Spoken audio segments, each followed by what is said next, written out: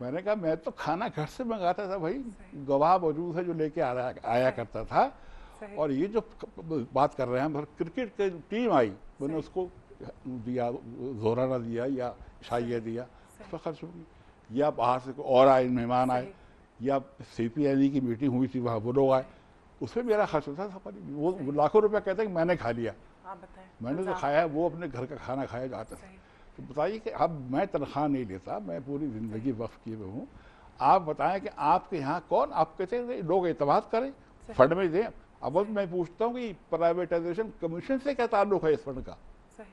کوئی متعلقہ شخص ہونا چاہیے تھا نا اس کے لیے، وہ نہیں کیا. نمبر ایک. نمبر دو یہ کہ آپ نے کل کہا کہ 80% جو ہے وہ این جی او کو جاتا ہے، 20% ہم کو آتا ہے.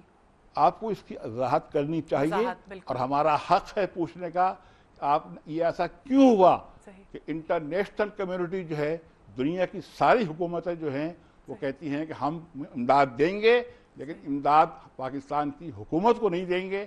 پاکستان کی حکومت کو 20% دیں گے، 80% این جی اوز کے ذریعے تقسیم کریں گے. صحیح. اس پہ ہم اور بات کرتے ہیں. یہاں پر ہم ایک کالر لے لیتے ہیں. جی السلام علیکم. ہیلو السلام علیکم. وعلیکم السلام. زبیر بات کر رہا ہوں کراچی سے. جی کیا حال ہے آپ کا؟ الحمدللہ. آج تو ماشاءاللہ ٹی وی ون کو بہت شکریہ کہ بہت زبردست گیسٹ بلائے. نعمت اللہ خان صاحب کو بھی میں شکریہ ادا کرنا چاہوں گا، انہوں نے ہمارے کراچی کے لیے بہت کام کیا. اور اس وقت دیکھیں ملک انقلاب کی تاریخ 3 لوگوں نے کام کیا. ایک نعمت اللہ خان صاحب نے، ایک مصطفیٰ کمال صاحب نے. یہ 3 لوگ ایسے ہیں کہ بہت زبردست کام کیا. اور اس وقت اگر ملک انقلاب کی جانب بڑھ رہا ہے، اگر اس انقلاب سے بچنا ہو، میں کہتا ہوں نعمت اللہ خان صاحب کو صدر بنا دے، مصطفیٰ کمال صاحب کو وزیر اعظم بنا دے، اور 6 مہینے کے لیے ملک ان دونوں لوگوں کے ہاتھ میں تھے. اب یقین کریں گے دونوں اتنے سنسیئر ہیں اور اتنے زبردست لوگ ہیں. یہ لوگ پورے ملک کا نقشہ بدل سکتے ہیں. اور تھینک یو میں کہوں گا بہت اچھا. نعمت اللہ خان صاحب اور مصطفیٰ کمال صاحب نہیں ہیں، ان کا بھی بہت شکریہ. انہوں نے بہت کام کیا سنسیئرٹی سے دونوں لوگوں نے. Thank you. آپ کا بھی بہت شکریہ کال کرنے کے لیے. کیسا لگتا ہے آپ کو جب اتنا پیار ملتا ہے، لوگ اتنی قدر کرتے ہیں؟ بتائیے، میں راستے میں جاتا ہوں، ایک مرتبہ میں یہیں لاہور آیا تھا، تو لاہور نہیں سوری سعودی عربیہ گیا تھا. تو خانہ کعبہ کے پاس تھا، میں کھڑا ہوا، وہاں پر ایک آدمی دور سے بھاگتا ہوا آیا اور اس آ کر میرا ماتھا چوما اور کہا مجھے نہیں جانتے ہیں، میں آپ کو نہیں جانتا ہوں، میں نے آپ کو ٹی وی پہ دیکھا ہے، میں کراچی گیا ہوں، میں نے کراچی میں آپ کے بارے میں سنا، میں آپ کی بہت عقیدت ہے مجھے آپ کے ساتھ، میں آپ کا فین ہوں. یہی تو چاہتے ہیں لوگ کہ آپ جیسے لوگ حکومت میں آئے جنہوں نے کام کیا ہے. حکومت تو دیکھیے نا، حکومت میں اچھے لوگ یہاں بہت نیت بھی ہے، بدقسمتی ہماری ہے، سب میں یہ ہم ہی کرتے ہیں نا یہ غلطیاں. بالکل بالکل. اچھے برے لوگ ہیں یقیناً، آپ سب کو برا نہیں کہہ سکتے، آپ جیسے لوگ بھی رہے ہیں.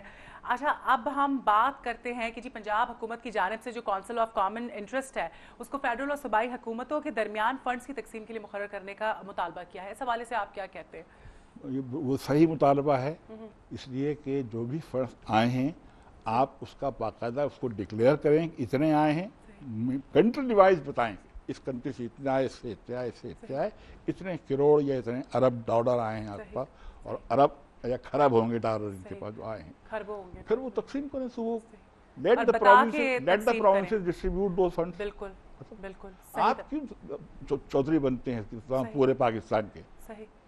آپ چودھری تو نہیں ہے نا، صرف فیڈرل گورنمنٹ ہی ہے نا آپ کی، وہ صوبائی حکومت ہے، پروونشل آٹونومی دستور میں لکھا ہوا ہے، تو ان کو وہ دیں آزادی. آپ انہیں کام کرنے دیں، انہیں کام نہیں کرنے دیتے، کام کرنے دیں، اور جو فنڈز ہیں وہ سارا معاملہ جو ہے وہ ٹرانسپیرنٹ رکھیں، لوگوں کو بتائیں کہ کیا ہو رہا ہے کیا نہیں. یہ انسانی فطرت ہے کہ آپ ایک آدمی کو دیوار سے لگائیں نا، ایک حد تک وہ خاموش رہے گا، اس کے بعد وہ ریئیکٹ کرے گا. بالکل. اور جب وہ ریئیکٹ کرتا ہے نا تو آپ کہتے ہیں یہ غدار ہے. اور پھر آپ بلوچستان میں یہی ہوا تھا، بھٹو صاحب کے زمانے میں بلوچستان کے اندر پبلک کے خلاف آپریشن ہوا تھا، ان لوگوں کے خلاف جو کہتے تھے کہ ہمارے حقوق دو.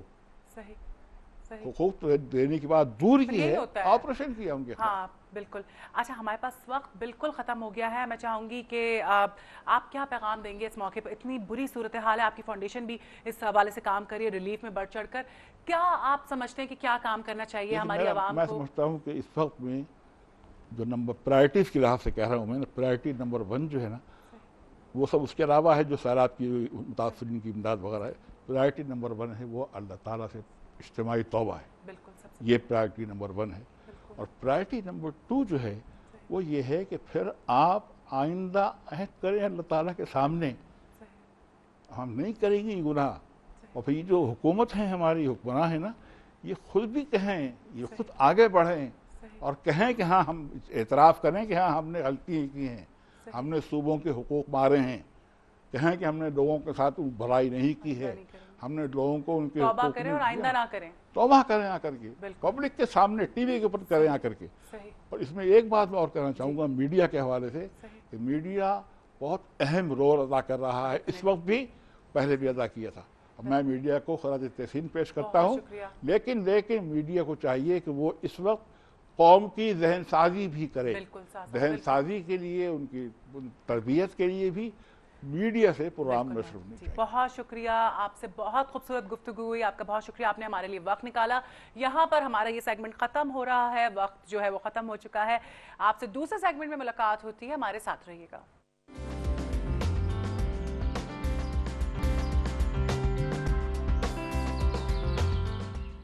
जी, वेलकम बैक टू मॉर्निंग मसाला। और इस सेगमेंट में आज हमें ज्वाइन किया है गजाली एजुकेशन ट्रस्ट से मेहमानों ने। हमारे साथ पहले जो मेहमान हैं वो हैं डॉक्टर इश्तियाक अहमद गोंदल साहब, जो कि वाइस प्रेसिडेंट हैं गजाली एजुकेशन ट्रस्ट के।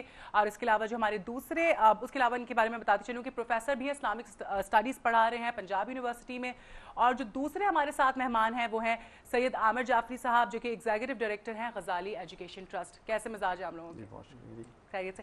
अच्छा, सबसे पहले तो मुझे ये बताइएगा कि कब आगाज़ हुआ इस फाउंडेशन का, इस ट्रस्ट का, और कितना अरसा हो गया, कितने अरसे से काम कर रही है और क्या मकसद है? ऑलमोस्ट हमें काम करते हुए 15 साल हो गए हैं। अच्छा, माशाल्लाह। 95 में पंजाब यूनिवर्सिटी ही के कुछ असातिज़ा का और कुछ कॉलेजेस के टीचर्स थे, उनका एक वर्किंग ग्रुप बना। उन्होंने सोचा कि अल्लाह ने हमें रिज़्क भी दिया है, तालीम दी है, तो हमें कुछ डिलीवर करना चाहिए, अच्छा काम करना चाहिए। तो ये सोचा गया कि हम तालीम में काम करते हैं, चूँकि इसी से मुतालिक हैं। तो 95 में गजाली एजुकेशन ट्रस्ट यहाँ लाहौर ही में कायम हुआ, लेकिन हमारा फोकस ये था कि करने के तो बहुत सारे काम हैं और सारे हम नहीं कर सकते, लिहाजा हमने ये सोचा था कि हम गाँव में, देहात में ज़्यादा मिजरी है, ज़्यादा वहाँ लोगों की महरूमी है, तो वहाँ फोकस करेंगे, अनरीच्ड। जी हाँ। तो हमने तब से लेकर अब तक उसी में काम किया है, और उसके दौरान प्रोग्राम मुख्तलिफ अदाद शुमार आपके साथ इंशाल्लाह हम शेयर करेंगे। और ये बहुत यूनिक आइडिया है। हमने ख्वाब तो बड़े बड़े देखे, लेकिन इंतज़ार नहीं किया कि हमारे पास बहुत ज़्यादा वसाइल हों, अच्छी बिल्डिंग्स हों, बल्कि हमने उस ज़माने में कोई 50,000 रुपये से एक स्कूल का आगाज़ किया, रेंटेड बिल्डिंग में। और इस वक्त वो कास्ट इन्फ्लेशन के बायस तकरीबन 1 लाख रुपये आ रही है। तो अल्हम्दुलिल्लाह हमारे कोई 312 स्कूल्स जो हैं वो इस वक्त काम कर रहे हैं। और हमारे पेश नज़र ये है कि बच्चों तक, जो गांव के बच्चे हैं, केबल भी पहुंच रही है और क्राइम भी पहुंच रहा है, और बिजली और पानी नहीं है, लेकिन तालीम नहीं पहुंच रही।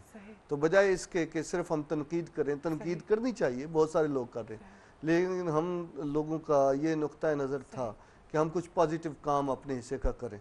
तो अल्लाह ताला ने उसमें हमें हिम्मत भी दी, और पाकिस्तानी मुआशरे के बारे में हमारी सारी टीम बहुत इंस्पायर्ड है, क्योंकि ये लोगों ने ताउन किया हमारे साथ। आपका क्या कंट्रीब्यूशन है इस ट्रस्ट के लिए? मैं इस ट्रस्ट के लिए कंट्रीब्यूशन जो है वो ये है कि बेसिकली मैंने इस्लामी यूनिवर्सिटी से इकनॉमिक्स में मास्टर्स किया, फिर Lahore university of management sciences से जो है मैंने